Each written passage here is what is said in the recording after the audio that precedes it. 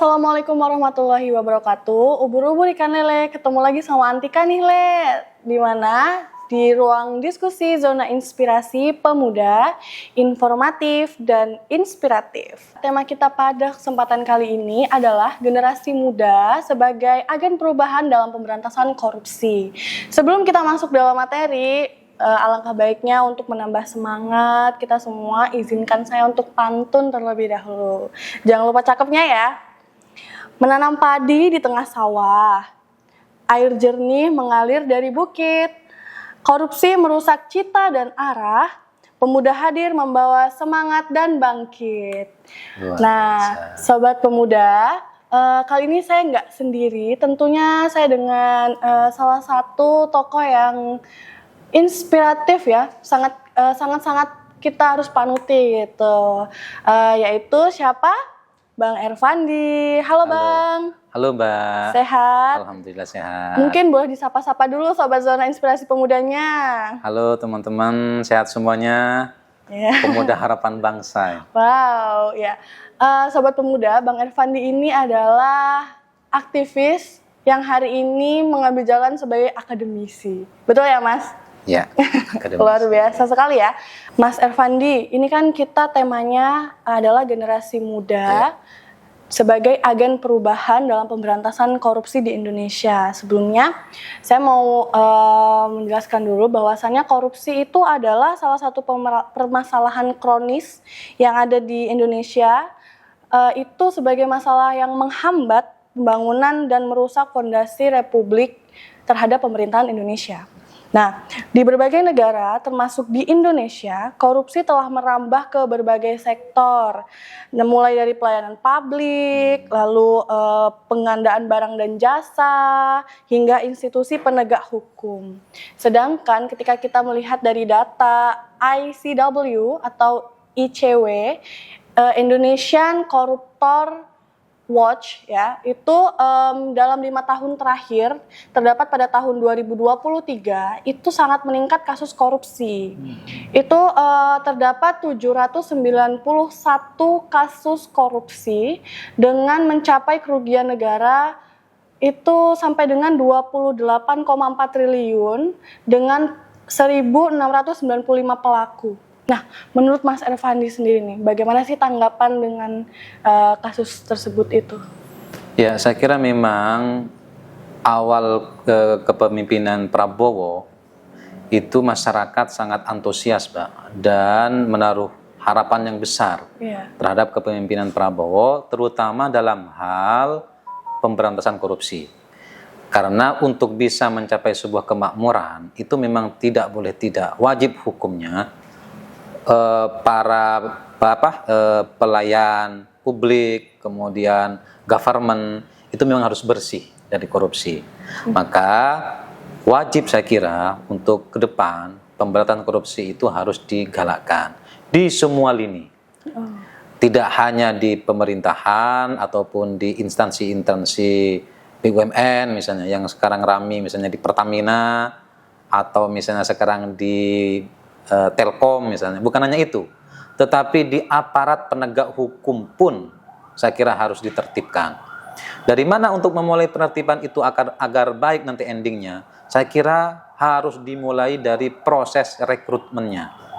Kalau rekrutmen dilakukan oleh aparat penegak hukum itu, baik itu polisi, baik itu jaksa, baik itu hakim, ya, termasuk advokat dalam rekrutmennya itu baik. Tidak ada permainan, kolusi, nepotisme, termasuk korupsi di situ, penyalahgunaan wewenang, maka kok saya yakin endingnya itu juga akan baik. Tetapi sebaliknya kalau kemudian dalam proses rekrutmennya, terutama aparat penegak hukum itu sudah tidak baik, apalagi syarat dengan kolusi, nepotisme, dan penyalahgunaan wewenang, maka jangan berharap ke depan itu korupsi itu bisa dihentikan. Ini lagi, Pak. Ini mohon maaf, ada yang paradok di kepemimpinan kita saat ini. Saya kira bukan hanya di tingkat pusat, di semua level. Kadangkala kita ingin menegakkan harus bebas dan bersih dari korupsi. Aparat sipil negara, birokrat harus bersih dari korupsi. Tetapi kalau misalnya masih pemangku kebijakan beberapa instansi, beberapa kementerian misalnya, ini mohon maaf, ini kan sebagai otokritik saya kira. Kalau itu masih ada pertentangan kepentingan karena dia pengusaha, maka saya tidak terlalu yakin korupsi itu bisa Menyusut ya. diberantas sebersih-bersihnya. Kenapa? Karena di situ ada konflik kepentingan. Nggak mungkin kalau perusahaan dia yang melakukan penyalahgunaan kewenangan atau ada yang salah bisa ditindak oleh sebuah instansi atau kementerian. Misalnya kementerian atau sebuah instansi. Tinggal kita lihat sekarang. Kementerian apa yang orang-orangnya pengusaha. Instansi apa yang orang-orangnya pengusaha. Ini sebagai bentuk otokritik. Karena ini kan saya melihatnya pandangan teman-teman di aktivis ini sekarang ini kan pure murni untuk kepentingan bangsa. Betul. Nah, Mas Irfandi kan ini kan subtema besarnya adalah generasi muda ya. Nah, menurut Mas Irfandi tadi udah dijelaskan tanggapannya bahwasannya ini juga banyak sekali ininya ya Mas. Maksudnya minus plus minusnya malah nih ya di pemberantasan korupsi ini. Jadi menurut Mas Irfandi ini bagaimana sih konstruksi gerakan ideal untuk generasi muda ini dalam pemberantasan korupsi di Indonesia ini? Iya. Saya kira kalau kita mau menggunakan teorinya Friedman, itu ada 3 hal yang perlu dilakukan. Yang penting untuk dilakukan oleh generasi muda ini adalah penertiban di bidang culture. Jadi kalau di dalam hukum itu ada 3, katanya Friedman, ada structure hukum, ada substance hukum, ada culture hukum. Substance itu berkaitan dengan peraturan perundang-undangan, undang-undang yang dibuat oleh legislatif. Sebaik apapun undang-undang yang dibuat oleh legislatif, tetapi kalau struktur hukumnya, yaitu aparat penegak hukumnya juga nggak bersih, sama saja dengan bohong. Tapi sebaliknya juga, sebaik apapun struktur hukum dan substance hukum, undang-undangnya baik, aparatnya baik, tapi kalau kultur masyarakatnya dimulai oleh generasi mudanya memang ambruk, maka juga nggak bisa, Mbak. Maka yang bisa dilakukan oleh para aktivis, teman-teman pemuda ini adalah ikut andil untuk memperbaiki kultur hukum di Indonesia. Betul. Itu, Mbak. Ini saya kira sekarang ini terkait dengan hukum di Indonesia ini, masyarakat sudah mengalami distrust, sudah mulai nggak percaya, Mbak. Kenapa? Karena mulai substansinya, penegak hukumnya juga nggak baik, generasi mudanya juga kulturnya juga nggak baik. Coba bayangkan gimana generasi mudanya suka melanggar lalu lintas, suka main narkoba misalnya kan, suka main judi online. Itu kan kultur yang dibentuk oleh masyarakat. Gimana mau bersih pemerintah gitu kalau kulturnya nggak gitu? Betul. Sekarang juga banyak banget ya Mas ya itu tingkat kejahatan ya. Kalau misalnya dia narkoba, judi dan lain sebagainya itu kan sekarang lagi meningkat banget tuh Mas. Nah salah satunya yang mau kita bahas itu kan adalah korupsi itu ya Mas ya, sangat meningkat banget. Nah kalau misalnya itu tadi kan konstitusi gerakan ideal generasi muda ya Mas ya, sebagai agen perubahan untuk pemberantasan korupsi. Urgensi, mengapa sih harus generasi muda? Padahal kan itu juga banyak yang menjadi pelakunya itu nggak hanya anak-anak muda tapi juga di usia-usia ya menjadi pejabat itulah ya Mas ya. Menurut jenengan gimana itu? Jadi memang sekarang kan jumlah generasi muda, milenial, Gen Z itu kan jumlahnya besar, Mbak. Itu sangat berpengaruh sebenarnya terhadap pemberantasan korupsi itu sendiri. Maka penting kehadiran generasi muda ini. Lewat mana? Selain lewat substance dan struktur tadi itu, struktur hukum tadi itu, memang harus dibangun culture-nya itu, Mbak. Kalau sudah kultur hukumnya baik yang dilakukan oleh generasi muda aktif untuk mensosialisasikan anti korupsi misalnya kan, mensosialisasikan budaya anti korupsi dan lain sebagainya, itu endingnya akan bagus. Tinggal nanti generasi muda ini kalau sudah baik kulturnya masuk kepada pos-pos yang berkaitan dengan substansi hukum itu. Entah itu di DPR RI, DPRD, menteri ataupun tenaga ahli, masuk di situ apa fungsinya? Untuk mewarnai substansi hukum, memperbaiki undang-undang yang berkaitan dengan hukum itu sendiri, Mbak. Betul. Jadi itu makanya sangat penting tuh.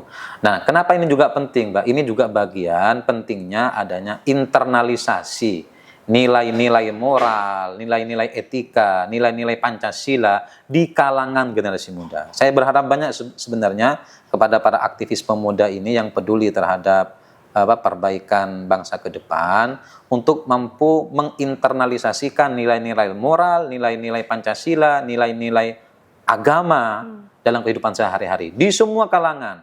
Misalnya usaha, seorang wirausahawan misalnya anak muda, dia memiliki nilai Pancasila, nilai moral agama, nilai-nilai universal yang itu selaras dengan nilai-nilai Pancasila. Petani atau pejabat sekalipun kalau anak muda itu mampu menginternalisasikan nilai-nilai itu, saya kira itu sumbangsi anak muda ke depan, Mbak. Betul. Wow, Sobat Pemuda, ini baru setengah perjalanan aja udah kayak diskusinya mendaging sekali ya dengan Mas Ervandi ini. Nah, tadi kan sudah dijelaskan tentang bagaimana tanggapan peningkatan korupsi pada hari ini, terus peran pemuda itu bagaimana, urgensi mengapa harus generasi muda. Hari ini kan Mas Ervandi ada berkecimpung pada dunia akademisi ya Mas ya. Yeah. Nah, menurut Mas Ervandi ini, pendidikan anti korupsi itu tuh kan adanya pendidikan anti korupsi itu bisa menggugah kesadaran generasi muda itu terhadap praktik korupsi. Nah, menurut Mas Ervandi sendiri itu bagaimana sih Mas? Mungkin itu bisa dijadikan sekolah non formal atau bagaimana? Saya kira yang pertama, Mbak, jadi perlu ada kurikulum di masing-masing perguruan tinggi, terutama di hukum misalnya, karena saya basicnya di hukum, ataupun di tingkat SMA, itu yang kurikulum yang berbasis anti korupsi itu. Jadi mulai penanaman nilai-nilai kejujuran, kemudian apa saja sih yang dikategorikan korupsi gitu kan. Nah, itu perlu ada masuk ke kurikulum. Selain masuk ke kurikulum SMA atau perguruan tinggi, saya kira juga penting ya, non formal juga perlu dilakukan itu. Nah, misalnya mulai dibudayakan seseorang itu ya tidak lagi seneng nyogok misalnya. Kalaupun misalnya dia lulus masuk ke perguruan tinggi udah nggak nyogok, atau misalnya waktu ulangan tidak nyontek misalnya. Harus dibudayakan. Jadi selain ada kurikulum juga harus dibudayakan di sejak dini itu. Mungkin mulai dari SD juga.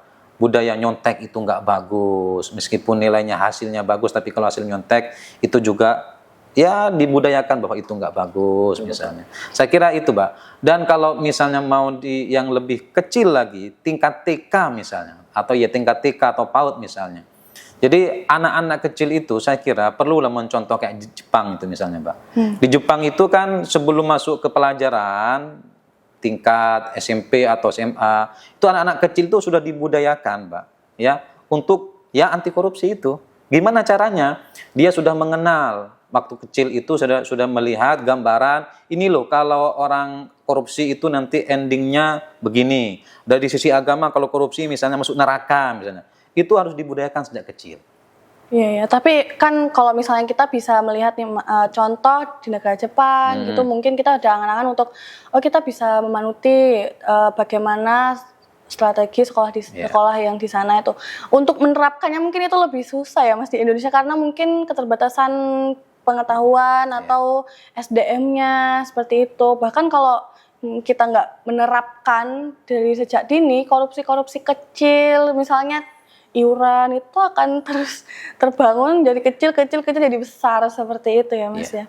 Nah, saya mau nanya nih Mas, ini ada yang menarik soal kurikulum nih Mas. Nah, itu kurikulumnya itu dari instansi yang membuat atau mengajukan dari Kemendikbud atau gimana itu Mas? Ya kalau menurut saya karena ini negara, Mbak, bukan hanya swasta ini kan yang mengatur ini, istilahnya yang membuat kebijakan, regeling, itu kan negara.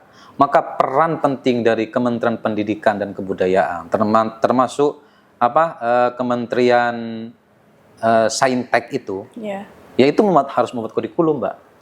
Jadi Kemendikbud itu saya kira, Kementerian Mendikbud ini harus membuat kurikulum yang memang muatannya itu mengatur tentang anti korupsi. Mulai dari tingkat TK atau PAUD, SD atau MI, SMP atau SMA, dan seterusnya. Saya kira perlu itu dibuat kurikulum itu. Dan memang di luar kurikulum itu, Mbak, saya kira memang tadi itu pendekatan kultur itu. Jadi misalnya sejak kecil sudah diberikan pengetahuan dampak dari korupsi itu nggak bagus, melanggar agama, kalau orang melanggar agama masuk neraka misalnya. Nggak, saya kira nggak masalah itu, dibudayakan sejak kecil untuk membangun sebuah kesadaran dan budaya yang kemudian itu menjadi kebiasaan dia, bahwa kalau korupsi nggak antri misalnya kan, nyerobot antrian orang lain, itu harus dibudayakan. Karena menyerobot antrian orang lain itu kan juga bagian sebenarnya dari bibit-bibit korupsi, Pak. Iya betul sih Mas. Nah kan ini nih Mas, kan kalau misalnya ngomongin soal kurikulum ya Mas ya, itu kan harus ada inisiasinya ya. Inisiasi siapa ini yang harus menjadi inisiatornya untuk bisa naik supaya ini bisa diterapkan di sekolah-sekolah, terus sedikit demi sedikit bisa diterapkan sama siswanya, guru bisa mempelajari muridnya, gitu-gitu kan ya Mas ya. Kira-kira udah ada belum sih Mas inisiator untuk mengarah kepada hal tersebut? Saya kira yang paling pas, tidak perlu menunggu orang lain, kita yang harus berbuat. Oh iya. Misalnya pemuda ini, organisasi kepemudaan ini, itu cobalah menjalin kerjasama dengan KPK, kemudian hasil kerjasama dengan KPK yang terkait dengan anti korupsi misalnya, atau dengan kejaksaan yang anti korupsi misalnya, direkomendasikan ke Kementerian Pendidikan dan Kebudayaan. Itu kan langkah nyata, Pak, yang bisa kita lakukan untuk memasukkan nilai-nilai anti korupsi ini, budaya anti korupsi ini sampai ke kurikulum itu. Betul. Kalau tidak dimulai menunggu dari yang lain, ya selamanya kita akan saling menunggu, dan menunggu itu hal yang sangat menyakitkan. Betul, betul nih Sobat Pemuda, kita punya PR nih sebagai generasi pemuda. Gimana caranya kita bisa menjadi inisiator ya Mas ya, untuk membuat sekolah anti korupsi dari mulai hal kecil atau bisa dimulai dari TK, SD, SMP sampai dengan perguruan tinggi. Menjadi PR besar banget ya Mas ya? Betul, harus itu Pak. Nah, ini kan tadi ngomongin dalam sektor pendidikan ya Mas ya. Nah, ini yang hari ini kita tuh lagi belajar juga ya Mas ya, dalam sektor sosial dan politiknya Mas. Seberapa besar generasi muda itu bisa didorong untuk menjadi subjek pemberantasan korupsi? Saya kira memang kehadiran generasi muda itu sangat urgen. Apalagi kan dikatakan di pembukaan Undang-Undang Dasar itu, Pak, di pasal-pasal di batang tubuhnya itu kan menyebutkan bahwa Indonesia ini adalah negara hukum. Betul. Makna lain dari itu berarti Indonesia ini bukan negara politik. Meskipun hukum itu adalah produk politik. Tetapi karena ini kita negara hukum, maka generasi-generasi muda yang ada di Indonesia ini yang peduli terhadap pemberantasan korupsi itu, saya kira perlu dikasih ruang, Mbak, ya, untuk bisa memberikan aspirasinya sampai menjadi norma hukum, sampai menjadi sebuah peraturan terkait dengan pemberantasan korupsi itu. Adalah misalnya sekarang misalnya ya, anak muda menyuarakan perampasan aset misalnya.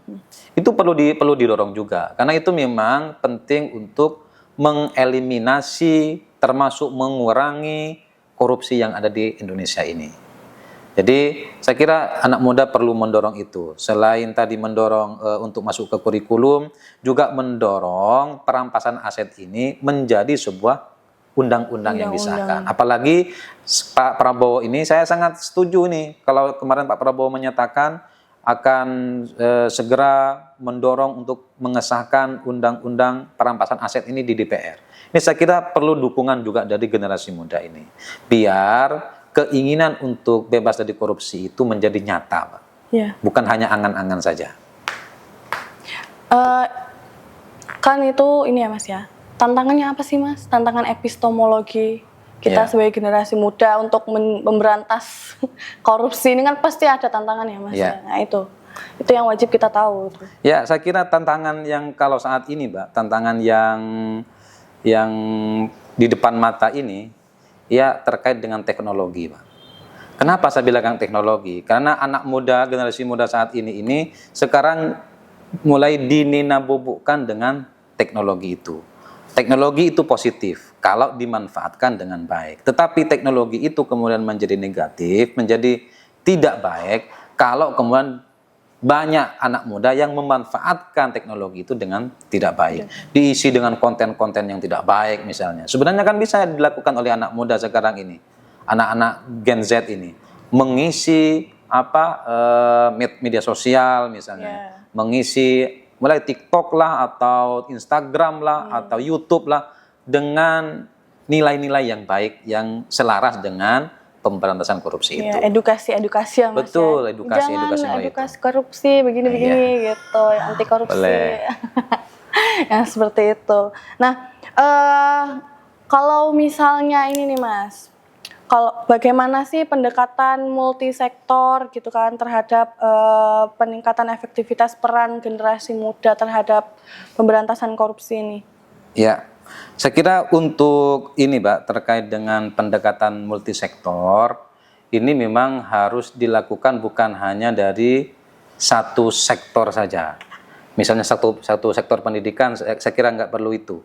Tetapi memang semua stakeholder ini harus memiliki misi yang sama dengan pemerintah saat ini. Misalnya karena pemerintah ini memang saat ini getol-getolnya untuk good government dan clean government. Betul. Itu semua stakeholder, mulai dari BUMN, mulai dari pemerintah, mulai dari swasta, mulai dari generasi mudanya, bersama-sama mendukung terhadap pemberantasan korupsi ini. Ya, mulai dari pendidikan, hukum, pengusaha misalnya, itu semuanya harus serempak itu.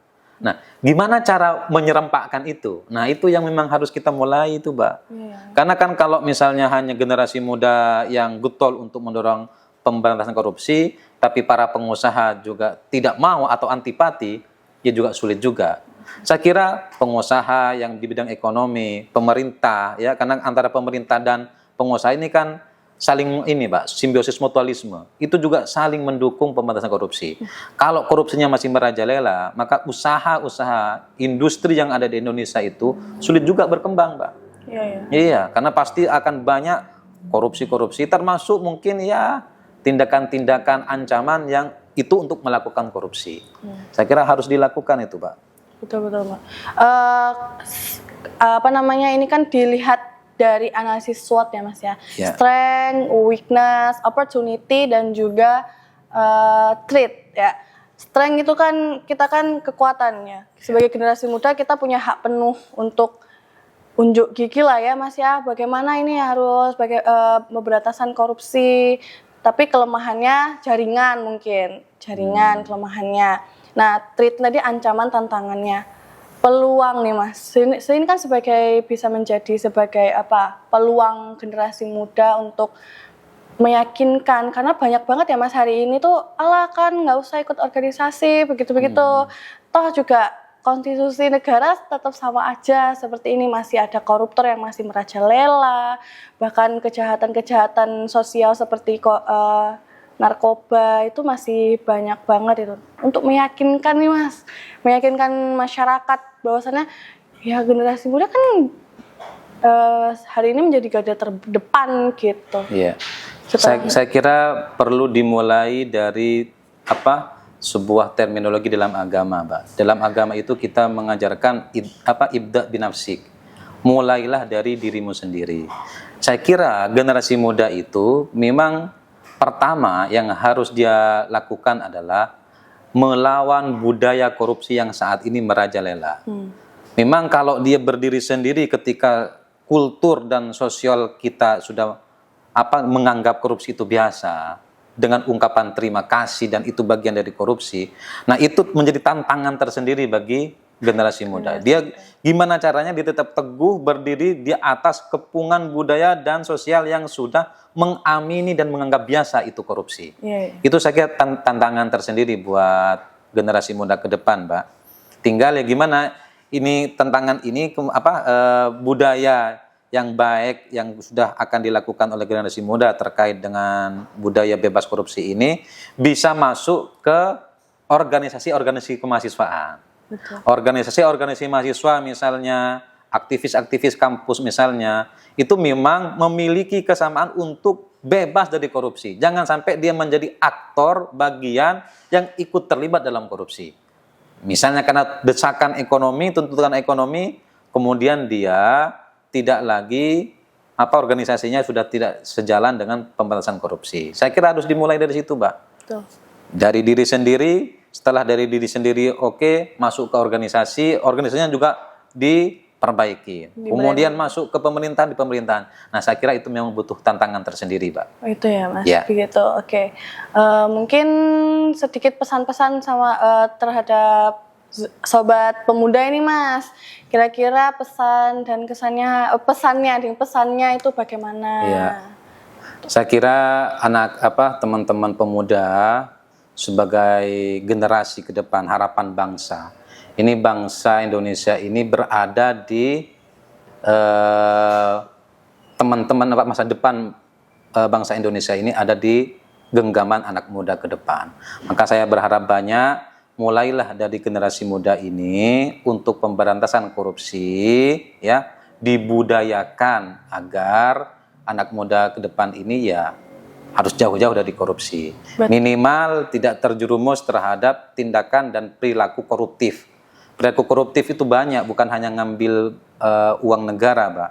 Misalnya dia ya mau jadi pejabat nyogok misalnya, atau mau di kelas nyontek misalnya, itu harus dihindari. Ya, saya kira bagaimanapun juga pemuda ini adalah harapan ke depan sebagai agen perubahan, dan itu memang nilai integritas, nilai profesionalitas itu harus ditegakkan. Karena begini, Mbak, saya melihatnya, Mbak, korupsi ini terjadi karena dia nggak profesional. Iya, betul. Kalau dia profesional dan punya kompetensi, ya akhirnya karena dia profesional dan punya kompetensi untuk jadi pejabat atau untuk jadi sesuatu, dia tidak perlu nyogok dan sebagainya. Saya kira ke depan, harapan untuk ke depan itu anak muda ini harus punya kompetensi dan punya integritas sehingga menjadi yang profesional, generasi muda yang profesional. Betul. Saya membuat pantun yang dibuat dengan tiba-tiba. Mega pelangi tertutup awan. Cakep. Sang bidadari turun dari kayangan. Cakep. Banyak manusia yang dilahirkan, hanya pemuda yang jadi harapan masa depan. Cakep. Tepuk tangan dulu dong buat Mas Ervandi. Wow, luar biasa sekali. Ini sangat mendaging banget, Mas, ini, Mas, tadi diskusinya. Jadi gimana nih Sobat Pemuda? Kira-kira sudah terbuka pikirannya untuk berpikir bahwasannya tindakan apapun, tindakan kejahatan sekecil apapun itu tidak bisa kita lakukan dan tidak bisa dibenarkan. Karena lebih baik mencegah daripada mengobati ya, Mas, ya. Betul. Sobat Pemuda, akhirnya kita ada di penghujung acara nih, Mas. Nggak kerasa waktunya. Ada di penghujung acara. Terima kasih sudah menonton di YouTube Zona Inspirasi Pemuda, dan saya juga mau berterima kasih dengan Mas Ervandi sudah meluangkan waktunya di tengah-tengah kepadatan aktivitasnya sehari-hari. Sebelum saya tutup, izin Mas, saya mau pantun juga nih. Dibalas ternyata. Dibalas pantunnya. Senja yang indah, burung bernyanyi, mentari datang hangat berseri, generasi muda penuh energi, siap lawan korupsi sepenuh hati. Luar biasa.